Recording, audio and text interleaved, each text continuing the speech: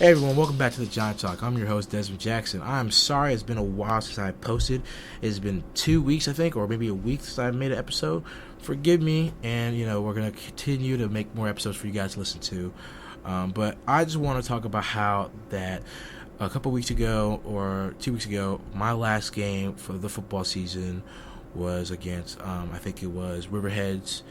And it was this is my senior year, and that's the last time I ever played football. And I just wanted to talk about my final stories from the field and behind the scenes of football. And I've got a lot of questions like, when did it hit you that this is your last football season? Like, what are your goals did you set for yourself heading into this year, or has your mindset changed from this season? And all I can say is that.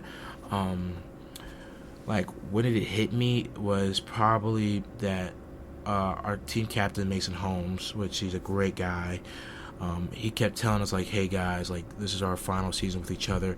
And I know these guys since our 8th grade year. It's been 5 years I've been playing with these guys. And it's been amazing. Like, I loved it. It was personal, like, these guys meant a lot to me. And, the goals that I set for myself was heading into this year of this football season, I wanted to win games. You know that Waynesboro hasn't won games in 3 years. We've been 30-0 or more.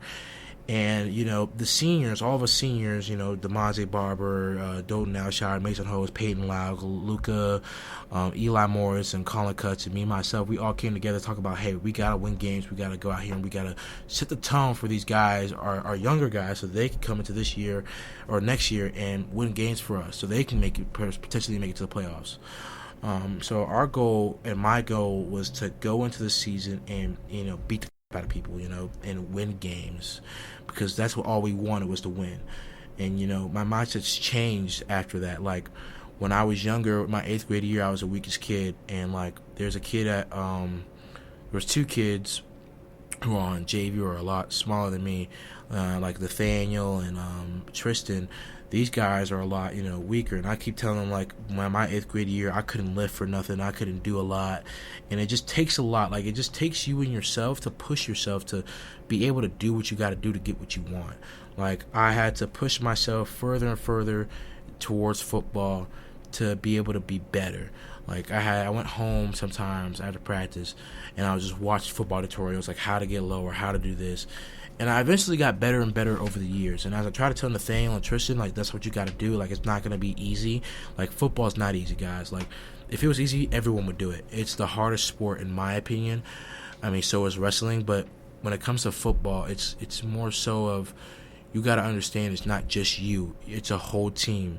And you're not just helping yourself. You got to help your brother, too, or your sister. Like, the O-line and D-line are a unit. They are one. I mean, in my opinion, the O-line, like Coach McCarry always tells me, like, the O-line is a unit, Desmond, and they all have to work together. They have to make calls. They got to say what they got to say to make sure everything's good. And, and in that sense, that's, in my opinion, why football is such a great sport, is because, like, everyone has to come together to win a game. And, of course, me playing O-line,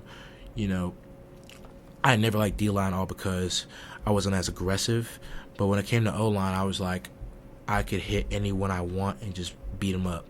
Like, on defense, to me, I always had to chase a ball. I didn't want to chase a ball.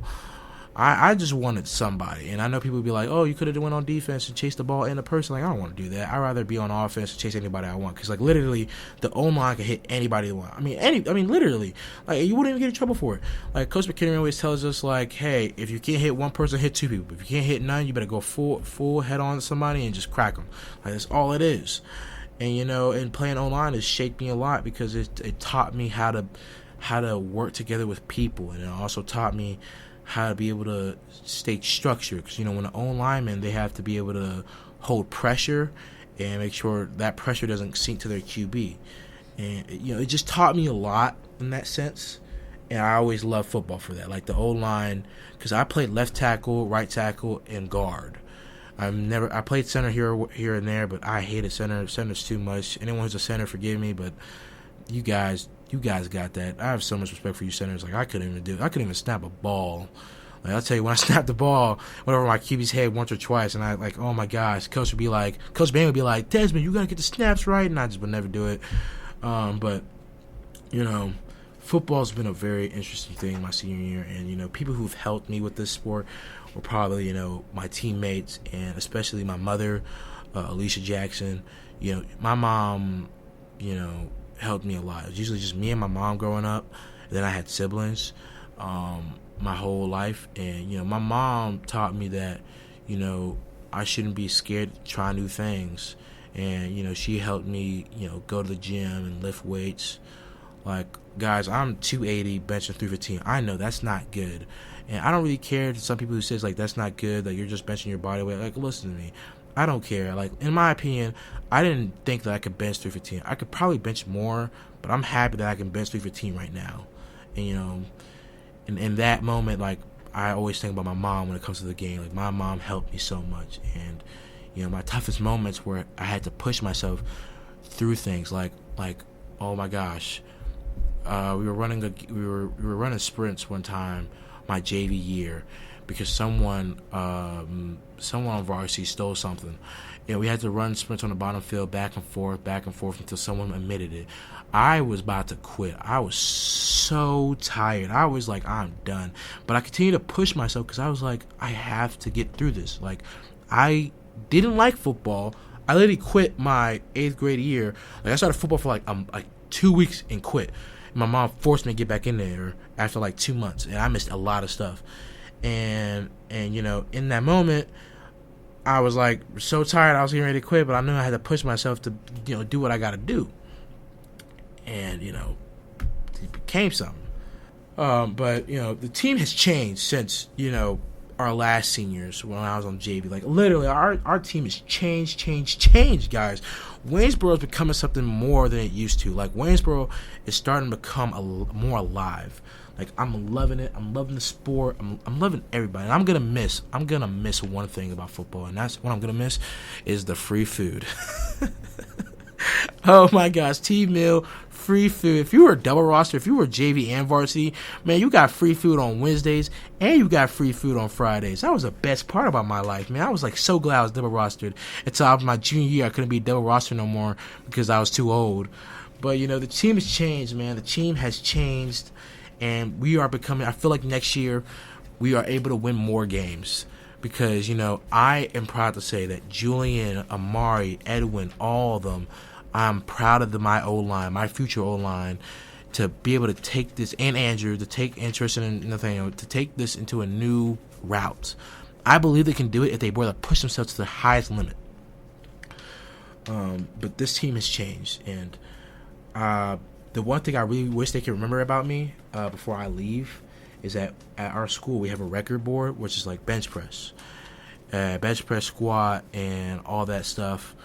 And I'm only on the record board for bench press. I'm on bench press. I'm at third place for 315, and I'm hoping that I can bench press 405, 425, so I can stay on there so no one can beat it. I want a bench press that no one can beat, and that I stay on there for a long time, and that people be like, hey, I know that guy. That was Desmond Jackson. He was a strong lineman, but one of the dumbest linemen. Literally, you ask Coach McHenry, guys, if you're listening to this, if you know him, he would tell me to go somewhere, like a certain play, like he'll tell me to pull, and when I pull, I would just put my head on the wrong side, or I would just I don't even stretch my arms out, or I probably hug the guy. Like, literally, my arms were so long that when it looked like I was getting ready to block him, it looked like I was getting ready to hug him. Literally, ask McHenry that. And it's been fun. I hope to leave behind a lot of things that people know that I pushed myself against Riverheads, and it was a lot. And for my upperclassmen, some of these guys don't really know me behind the scenes of football.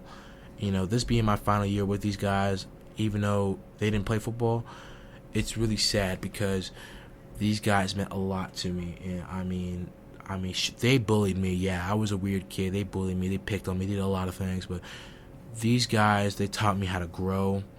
And, and I know not everyone's good. Not everyone's bad either. But I taught myself and them what they bullied me for, and what they did helped me grow to be stronger and stronger. Which I never liked. I never liked being second. I always wanted to be first. I'm literally trying right now to make my own podcast. and I want to be a philosopher when I get out of high school, and I want to be the greatest philosopher. I want to be like the top #1 philosopher. Like, I want to be the first to be, the youngest kid to be the greatest philosopher, in that kind of sense. And, that's pretty much it. I do plan on, I am trying to go to Ferrum, Bridgewater, Shenandoah Hornets, or, anywhere for college football. But I do got to say that I just want to thank my coaches. I want to thank Coach Bain. I want to thank McHenry. I want to thank Coach Rail, Coach Hale, Coach Bauer, Coach Stacy, which, hey, if he's listening to this, Stacy, don't forget you owe me 2 burgers with all the stuff on it. You know what I mean? And, and Childress and Wells and Napier, Brown, all the coaches. I want those guys to understand that I will miss them. But, that wraps up for today's episode, of Giant Talk.